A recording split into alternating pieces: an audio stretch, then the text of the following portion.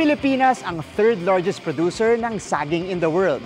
Kaya para makatulong sa mga magsasaka, isang mobile robot system ang binuo na kayang mag-detect ng sakit sa mga puno ng saging.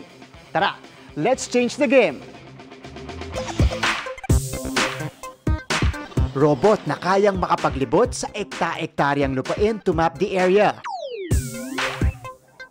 Program pa with computer vision na kayang makakita ng mga puno.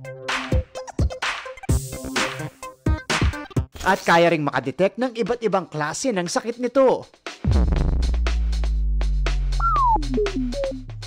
Yan ang Roamer, or Robot for Optimized and Autonomous Mission Enhancement Responses. Ground component ito ng Asimov Program o Autonomous Societally Inspired Mission-Oriented Vehicles. Developed by DOST Advanced Science and Technology Institute last 2023. Ginawa ito para makatulong sa larangan ng agrikultura, partikular sa mga taniman ng saging.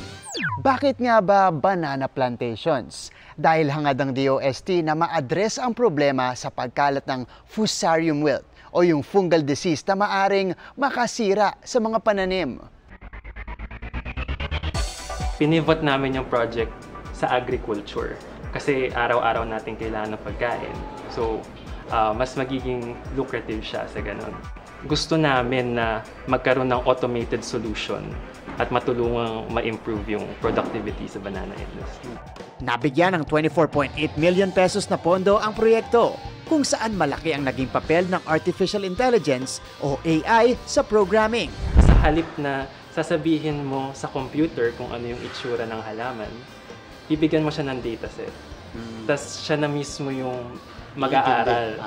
Tapos maghahanap ng patterns kung ano bang itsura ng Fusarium wilt. This is Project Roamer at ready na siyang kumolekta ng data. Pero bago yan, i-explore muna natin yung iba't ibang parte niya. Kita natin yung wheels, perfect for different surfaces and different terrains. Ito muna yung LiDAR, and this is solely for area mapping. This is the camera. This is for the disease detection. May modem tayo sa likod just for robot communication. Ready to roll na si Project Roamer. Wow! Pagkatapos mag-ikot ni Roamer, dito niya binabato lahat ng datang makukolekta niya. Ito po yung app na ginagamit ng ating mga developers to study the information.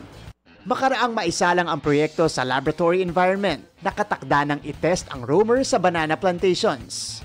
It's another game-changing and revolutionary invention in the agricultural sector. At bukod sa pagtulong sa ating mga magsasaka, ipinapakita din ito ang mga benepisyo sa paggamit ng artificial intelligence.